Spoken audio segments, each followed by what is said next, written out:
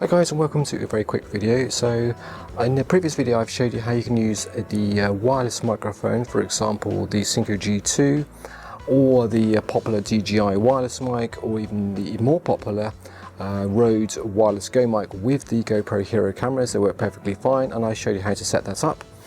This video is in response to a comment or a question which said, is it possible to use the wireless microphone and the GoPro Hero with the Inkee Falcon Plus gimbal? And I'd like to say that it is actually possible to get the combination to work fine. As you can see here, I've actually got the wireless mic with the GoPro and the media mods all on the Inkee Falcon Plus. I was actually surprised it did actually work, and it does. I'm pretty sure I'm at the very cusp of the payload. The payload is 300 grams, and this guy, when I switched it on, there was a little bit of a vibration on the motors, which is probably an indication that the weight is very much right on the boundary. But you can actually use it for your vlogging, for example.